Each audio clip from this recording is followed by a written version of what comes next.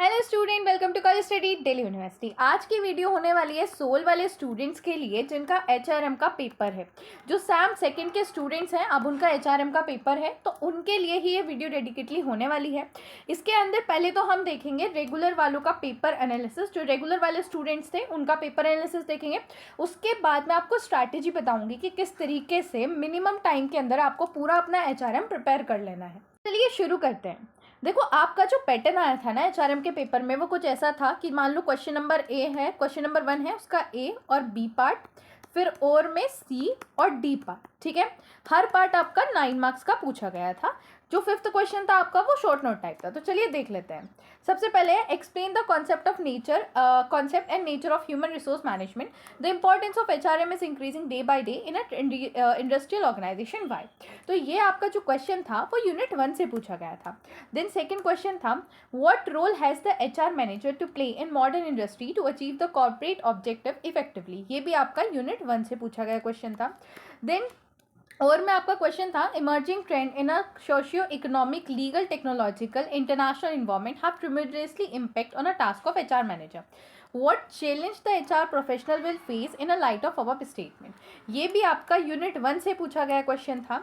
Then D आपका आता है as the recruitment manager of a large scale manufacturing industry in India which source of recruitment method you will recommended for the entry level position in various department. कि कौन सा source आप suggest करोगे, internal source suggest करोगे, external source suggest करोगे for a entry level position. तो ये आपका क्वेश्चन था और ये क्वेश्चन आपका यूनिट 2 से पूछा गया था। ठीक है, देन आ जाते हैं सेकंड क्वेश्चन पे। देखो, सेकंड क्वेश्चन पे थोड़ा लैंग्वेज वाला क्वेश्चन था। Shortage of talent is a major challenge in a present modern industrial organization. As a HR manager, what strategy you would adopt for attracting and retaining a talent in your employing organization? तो ये question आपका unit 2 से पूछा गया था 9 marks का। फिर उसके बाद इसका नेक्स्ट पार्ट था what are the component of employee induction program, what measure should be taken to make a induction program successful. ये भी आपका यूनिट 2 से पूछा गया था। फिर आता है इसके और पार्ट में define the term employee onboarding program, what are the key component of a employee onboarding program, outline the key benefit of such program। ये भी आपका यूनिट 2 से पूछा गया था। एम्प्लॉय ऑनबोर्डिंग प्रोग्राम के ऊपर पूरा क्वेश्चन था। Then define e learning training, how is it different from traditional mode of training, what are its benefit and limitation. ये आपका क्वेश्चन जो था ना वो यूनिट 4 से पूछा गया था ई लर्निंग ट्रेनिंग के ऊपर। ठीक है, देन उसके बाद थर्ड क्वेश्चन आता है what do you mean by performance appraisal and how it is different from performance management, what are the essential for effective appraisal system। तो ये आपका यूनिट 3 से क्वेश्चन पूछा गया था कि परफॉर्मेंस अप्रेजल क्या होता है और कैसे ये डिफर होता है परफॉर्मेंस मैनेजमेंट से। ठीक है गाइस, देखो एक चीज़ ध्यान रखना, जैसे ये वाला क्वेश्चन है तो इसके अंदर 2 क्वेश्चन है। What do you mean by performance appraisal, how it is differ from the performance management, ये एक क्वेश्चन हो गया। देन पूछा है what are the essential for effective appraisal system. कई बार बच्चे क्या करते हैं कि ये जो पहला वाला क्वेश्चन है इसमें तो भर भर के लिखेंगे, बड़ा डिटेल में लिख देंगे, लेकिन जो ये सेकंड क्वेश्चन पूछा जाता है इसमें मात्र 4 से 5 लाइन लिख के आ जाते हैं, हद से हद 1 पैराग्राफ लिख के आ जाते हैं बस। गाइस ऐसा नहीं करना। अगर क्वेश्चन 2 है तो ट्राई करना कि आप इक्वल वेटेज दे सको। अगर ऐसा है कि आपको इस क्वेश्चन में थोड़ा ज़्यादा आता है और इसमें थोड़ा कम आता है तो चलो मैं मानती हूँ कि आप थोड़ा ऊपर नीचे कर सकते हो, बट कोशिश करना कि इक्वल वेटेज लिख के आओ, वरना ऐसा लगता है कि आपने सिर्फ एक ही क्वेश्चन का आंसर किया है, दूसरा वाला क्वेश्चन का आंसर आपको आता ही नहीं था। ठीक है, देन बी पार्ट इसका आ जाता है what is organization wide incentive plan, discuss the profit sharing, gain sharing, employee stock option, incentive plan, how these incentive plan foster a culture of ownership among all employee। तो यहाँ पे भी देखो आपको जितनी भी चीज़ें पूछी गई है ना आपके आंसर में सारी चीज़ें लिखी होनी चाहिए। ये क्वेश्चन भी आपका कहाँ से था, ये क्वेश्चन आपका था यूनिट 4 से। देन सी पार्ट आता है define and differentiate between the job analysis and job evaluation, how can a job evaluation program be made effective. तो ये क्वेश्चन आपका कहाँ से है, ये आपका यूनिट 4 से है। देन नेक्स्ट आता है discuss the model grievance procedure that is applicable in India, what are the essential prerequisite for a grievance procedure. तो ये क्वेश्चन आपका कहाँ से है, ये क्वेश्चन आपका यूनिट 5 से। देन नेक्स्ट क्वेश्चन पे क्वेश्चन नंबर 4 का ए पार्ट है what do you think organisational life have become increasingly stressful in a recent time, outline the step aim at creating a stress free work environment. ये आपका unit 5 से question आया हुआ था। ठीक है, देन उसके बाद नेक्स्ट क्वेश्चन है explain the concept and nature of HR audit, how will you conduct recruitment and selection audit in a industry. तो ये क्वेश्चन भी आपका कहाँ से था, यूनिट 5th से आपका ये क्वेश्चन आया हुआ था। देन नेक्स्ट क्वेश्चन है what job market trend will stare at job seeker in 21st century, illustrate with the suitable example. तो देखो ये क्वेश्चन ना बिल्कुल करंट सिचुएशन से पूछा गया है कि आप किस तरीके से जो आपने कॉन्सेप्ट पढ़े हैं वो करंट सिचुएशन पर लगा के आप चीज़ें समझा सकते हो। गाइस मैंने जो HRM का 1 शॉट कराया है ना वो आपको मिल जाएगा। अभी जब मैं स्ट्रैटेजी बताऊंगी सारी चीज़ें बताऊंगी, अभी बस बता रही हूँ कि HRM के 1 शॉट में मैंने एग्जाम्पल्स कराए हैं इसीलिए ताकि आप आराम से एग्जाम्पल लिख पाओ, क्योंकि मुझे पता है कि आपके क्वेश्चन पेपर में आपके एग्जाम में एग्जाम्पल्स बहुत ज़्यादा पूछे जाते हैं। ये भी आपका यूनिट 5th से आया हुआ क्वेश्चन है। देन यह है what do you understand by employee welfare services, discuss the 3 welfare services, economic, recreational and facilitative for the development of employee. ये भी यूनिट 5th से आया हुआ क्वेश्चन है। गाइज एक चीज़ और, कुछ टॉपिक ऐसे थे जो यूनिट 1 और यूनिट 5th में ओवरलैप कर रहे थे। तो अब कुछ बच्चे कमेंट करेंगे कि मैम ये तो यूनिट 1 में भी था। गाइस ओवरलैपिंग टॉपिक्स हैं, तो यूनिट 1 आप कुछ भी कंसिडर कर सकते हो उसके लिए, ठीक है। अब आता है next question, right a short note on any 2 of the following. यहाँ पे शॉर्ट नोट आपको लिखना था। सबसे पहले वर्क फ्रॉम होम या फिर रिमोट वर्क कह लो या फिर वर्क फ्रॉम ऑफिस, तो ये आपका शॉर्ट नोट यूनिट 5th से आया है।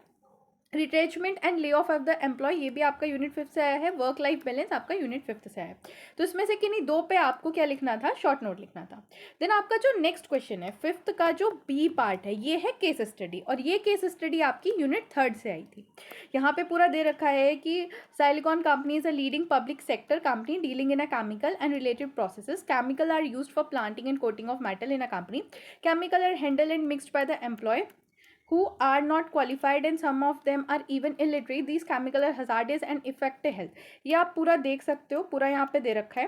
देन उसके बाद यहाँ पे क्वेश्चन भी दिए हुए हैं, और पता है आपको बेस्ट पार्ट में बताऊँ, ये सेम केस स्टडी, सेम मतलब क्वेश्चन भी डिट्टो।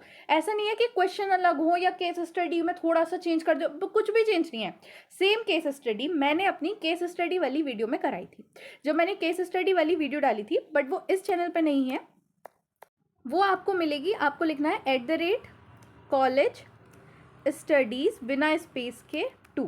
अपने सर्च बार में आपको ये लिखना है, आपको चैनल मिलेगा कॉलेज स्टडीज़ 2 करके, वो भी हमारा अल्टरनेटिव चैनल है। वहाँ पे मैंने केस स्टडी की एक वीडियो कराई थी, लगभग 30 मिनट्स की वो वीडियो थी, और उसमें जितनी केस स्टडी PYQ में आई हैं, जितनी उसके जैसी बन सकती है, मैंने सब कराई थी। और ये केस स्टडी भी मैंने वहाँ कराई थी, और सेम केस स्टडी रख के आ गई है। देखो, तो आप अगर पढ़ोगे तो आपको क्वेश्चन सेम भी मिल जाते हैं।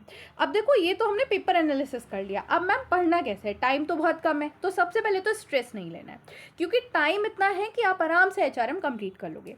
एक चीज़ जो आपको ध्यान रखनी है वो ये है कि आपको वर्ड टू वर्ड याद नहीं करना है, आपको पॉइंटर्स याद करने हैं, आपको कॉन्सेप्ट समझना है ताकि आप अपने शब्दों में लिख सको। वर्ड टू वर्ड रटने की कोशिश मत करना, सबसे पहली गलती फर्स्ट ईयर स्टूडेंट्स यही करते हैं। अब देखो करना क्या है, सबसे पहले HRM का 1 शॉट आपको चैनल पे मिल जाएगा। अगर इस चैनल पे ना मिले तो @college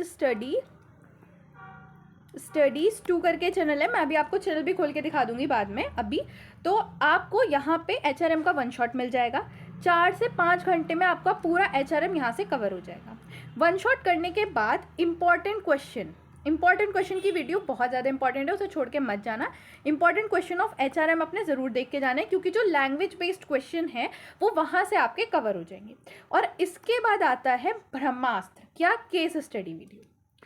case study of HRM की एक वीडियो है, वो अभी आपको चैनल पे मिल जाएगी, उसको पढ़ के चले जाना, ठीक है।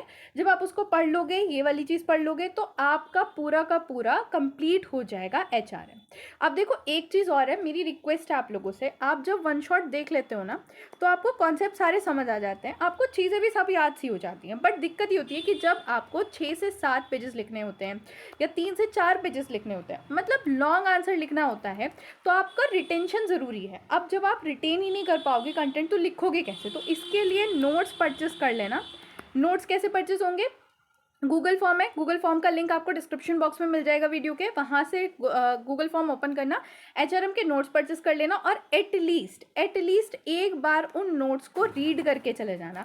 बहुत ही अच्छे एग्जाम्पल मैंने लिखे हैं, बहुत ही ढंग से बिल्कुल एग्जाम ओरिएंटेड मैंने वो नोट्स बनाए हैं। ऐसा नहीं है कि नोट्स बहुत ज़्यादा लंबे हैं आपकी बुक की तरह, और ऐसा नहीं है कि बहुत ही छोटे हैं कि आप जो है रिटेन करके पूरा कंटेंट भी ना लिख पाओ।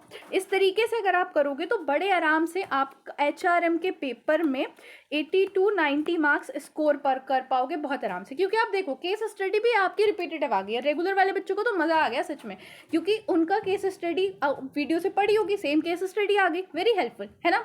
तो आपको भी यही करना है। और गाइस ये जो रेगुलर का पेपर है ना, ये बहुत ही इंपॉर्टेंट होता है, क्योंकि इसी को बेस बना के आप जो है अपनी तैयारी कर सकते हो। सोल का पेपर भी वैसा ही आता है जैसा रेगुलर का पेपर आया है, तो आप अच्छे से तैयारी कर सकते हो। Thanks for watching. वीडियो को लाइक करो, चैनल को सब्सक्राइब भी करो, वीडियो को हाइप भी करो।